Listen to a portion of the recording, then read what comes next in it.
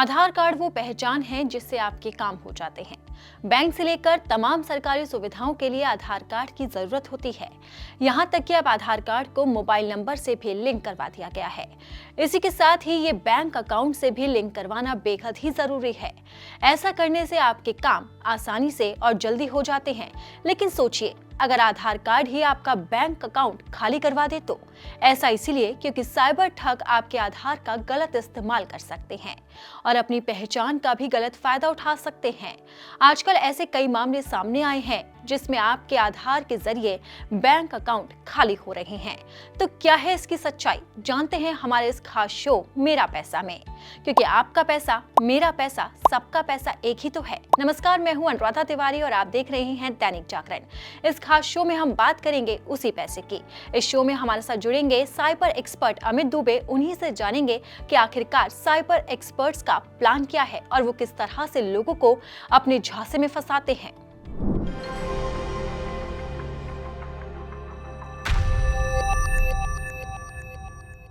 आपको पता होगा कि कुछ समय पहले तक हम ये जानते थे कि जामताड़ा से ऑपरेट हो रहा है, तो जामताड़ा साइबर क्राइम का सिनोनिम बन गया था। हाँ। लोग मुझे अक्सर बोलते थे, जब केस बताते थे कि साहब ये हुआ, इसको ये चीज़ ऑफर की गई, फिर इसने ट्रस्ट कर लिया, फिर इसने वो स्कैन कर लिया और फिर इसके संग जामताड़ा हो गया। जामताड़ा होने का मतलब है कि किसी पर भरोसा करके आप लुट जाना, ये एक वर्ब बन गया था। अभी उस जैसे 40 हॉटस्पॉट है पूरे इंडिया में। मेवात, अलवर, नूह, भरतपुर, मथुरा, नोएडा, गाजियाबाद, आपके जितने बॉर्डर एरियाज हर स्टेट के, वहाँ पर ये फल फूल रहे हैं। और हम जब आइडेंटिफाई करते हैं क्रिमिनल्स को तो पता पड़ता है कि यहाँ से ऑपरेट कर रहे हैं। हाँ। पर प्रॉब्लम क्या होता है कि अमूमन आदमी सवाल पूछता है कि साहब जब मैंने अकाउंट में ही पैसा ट्रांसफ़र किया है तो मेरा पैसा वापस क्यों नहीं आता? क्योंकि या तो किसी अकाउंट में है, ऑनलाइन है, कैश तो दिया नहीं है। तो जब हम इन्वेस्टिगेशन करते हैं तो पता पड़ता है कि जो वो बैंक अकाउंट है वो किसी वेस्ट बंगाल के किसी सब्जी वाले के नाम पर है, उसको पता ही नहीं कि उसके नाम पे बैंक अकाउंट चल रहा है। सिम कार्ड है वो उड़ीसा के किसी किसान के नाम पर है, उसको पता नहीं कि उसके नाम पे सिम कार्ड लिया हुआ है। जो मोबाइल फ़ोन है वो चोरी का है। अब बचा क्या उसके पास? उसकी लोकेशन ही है जो हमें मिल पा रही है। लोकेशन भी उसकी खुद की नहीं होती, लोकेशन भी वो बॉर्डर एरियाज पर रहता है। एक दिन मथुरा से कॉल करेगा, दूसरे दिन बगल में भरतपुर चला जाएगा, फिर गुड़गांव आ जाएगा। तो इस तरह से वो मूव करता रहता है। तो ना लोकेशन उसकी है, ना मोबाइल उसका है, ना बैंक अकाउंट उसका है, तो उसको पकड़े कैसे? अब मिलता है हमें से पैटर्न कि यार इस एरिया में से ऑपरेट तो हो रहे हैं क्योंकि यहाँ से ही नॉर्मल आइडेंटिफाई हो रहे हैं। तो उस पैटर्न के बेस पर पुलिस कुछ ह्यूमन इंटेलिजेंस इनकॉर्पोरेट करती है, कुछ उनके खबरी होते हैं, बताते हैं कि साहब यहाँ से लड़के कुछ है ऑपरेट कर रही है। उसको लेकर हम अरेस्ट करते हैं उनको। जब अरेस्ट करते हैं तो हम उनको सजा कैसे दिलाएं?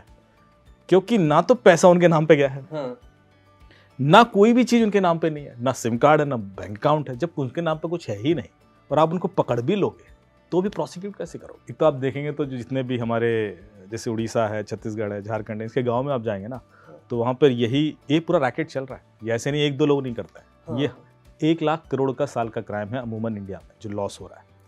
सिर्फ यूके का मैं आपको बताऊं, क्योंकि आपको लगता होगा सिर्फ इंडिया ही इससे प्रभावित है।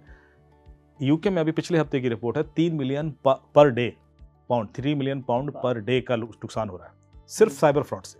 हैकिंग की बात नहीं कर रहा हूँ, सिर्फ ऐसे जो फ़ोन करके लूट लेना और व्हाट्सएप करके लूट लेना वो वाला।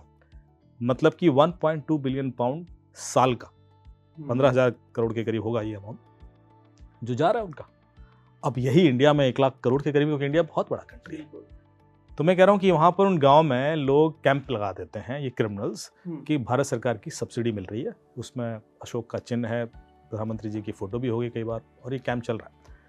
और वो लोग आएंगे आधार कार्ड ले लेके अपना, उनका आधार कार्ड और अंगूठा लेंगे, उनके नाम से 3-3 सिम कार्ड इशू कराएंगे, बैंक अकाउंट खुलवा देंगे, उनको 1000 रुपये 500 रुपये पकड़ा देंगे। उनको लगता है कोई ये सब्सिडी किसी में लेके चले जाएंगे। अब एक ही व्यक्ति के नाम पे 3-3 सिम कार्ड इशू हो गए, एक बैंक अकाउंट बन गया, वो बैंक अकाउंट इसी सिम कार्ड से लिंक कर दिया और ये पूरा पैकेज 8-10 हज़ार में बेच रहे हैं। तो अभी आप देखोगे दिल्ली रेलवे स्टेशन पर पिछले कुछ महीनों में लगातार कभी 22,000 सिम कार्ड पकड़े गए प्री एक्टिवेटेड, कभी 1 लाख सिम कार्ड पकड़े गए। मतलब इस स्केल पे ये सिम कार्ड साइबर क्रिमिनल्स को सप्लाई किए जाते हैं, अलग अलग जगह से कलेक्ट करके फिर यहाँ से सप्लाई होते हैं। तो साइबर क्रिमिनल को सब दिया जाता है, उसको दिया जाता है कि भाई ये बैंक अकाउंट है जहाँ पे पैसा लाना, ये सिम कार्ड है जो यूज़ करोगे, ये फ़ोन है, अब आप कहीं से भी कॉल करके लूटो, इस अकाउंट में डालो। और फिर दूसरा एक रैकेट होता है जो इस पैसे को बाहर निकालता है। जैसे ही उस अकाउंट में पैसा जाता है, विदिन 3 to 4 आवर्स वो पैसा इंडिया से बाहर निकल जाता है, या एक दिन के अंदर। यदि आपने बहुत जल्दी एक्शन नहीं लिया तो चांसेस है कि उस अकाउंट में पैसा मिलेगा ही नहीं। वो अकाउंट 1-2 हफ्ते के बाद बंद भी हो जाएगा, 1 महीने के बाद बंद हो जाएगा। जब तक पुलिस पूरी प्रोसेसिंग करके उस तक पहुंचेगी, पता पड़ा पैसा भी नहीं है, अकाउंट बंद। देश में लोग ऐसे हैं जो साइबर ठग का शिकार हो रहे हैं। वो सोचते हैं कि क्या उनके पैसे वापस आ सकते हैं। ऐसा कोई कानून है जिसके जरिए वो अपनी मेहनत की कमाई को वापस ला सकते हैं? तो इस सवाल का जवाब जानते हैं साइबर एक्सपर्ट अमित दुबे से। देखिए, पैसा तो वापस आ सकता है, इसके लिए पहले 2-3 घंटे बड़े क्रिटिकल होते हैं। पहला एक्शन क्या लेना है, 1930 पे कॉल करना है। गृह मंत्रालय का हेल्पलाइन नंबर है 24 घंटे का। उसमें आप सीधे सीधे बताएं कि भाई मेरे अकाउंट से फ्रॉडलेंटली पैसा निकल गया है, ये ट्रांजैक्शन आईडीज हैं, उस अकाउंट को फ्रीज कर दिया जाए। उसके बाद एक www.cybercrime.gov.in पर कंप्लेन कर दें। उस पर भी सारे डिटेल्स दे दें। जो सबसे महत्वपूर्ण बात है वो कि अपने बैंक को इन्फॉर्म कर दें। बैंक को इन्फॉर्म करें कि ये फ्रॉडलेंट ट्रांजैक्शन है और इस अकाउंट को, इस ट्रांजैक्शन को रोका जाए, फ्रीज किया जाए, और ये कंप्लेन रिटर्न करें ताकि आपके पास एविडेंस रहे। क्योंकि आरबीआई की जो गाइडलाइन है वो कहती है कि 3 दिन के अंदर आप बैंक को कंप्लेन कर देते हो तो बैंक इज लायबल टू पे यू 100% मनी। बैंक 100% पैसा आपका लौटाएगा। 7 दिन के अंदर करते हो तो 50%, 21 दिन के अंदर करते हो तो शायद 25% लौटाएगा। ठीक है। लेकिन इसमें कैच है, कैच ये है कि गलती आपकी नहीं होनी चाहिए। जिसकी गलती उसकी लायबिलिटी वाला मामला होता है। तो जब आप, लेकिन होता क्या है, गलती तो आप ही की होती है। आपने 99% टाइम खुद ही कुछ ऐसा कर दिया गया होता है। अब आप एक चीज़ और मैं स्टैब्लिश करना चाहता हूँ यहाँ पर कि जब भी कोई गलती करता है उससे पहले एक और गलती हो चुकी होती है जिसके बारे में लोग बात नहीं करते। तो इसलिए आप तुरंत मान लेते हो कि हाँ मेरी गलती है तो लायबिलिटी मेरी होगी, पर ऐसा नहीं है। इसको थोड़ा सा और लॉ को समझने की कोशिश कीजिए।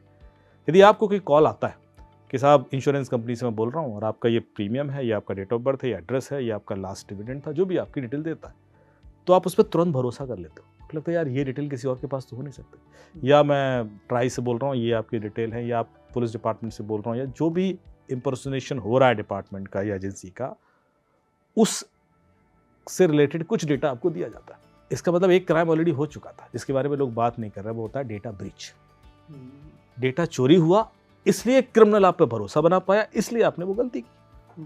मैंने जो गलती की उसकी तो बात करते हैं लोग, पर जो डेटा ब्रीच हुआ उसकी कोई बात नहीं करता। तो गलती किसकी एक्चुअली? जिसने डेटा ब्रीच हुआ जहां से। तो लायबिलिटी किसकी होनी चाहिए? उसकी।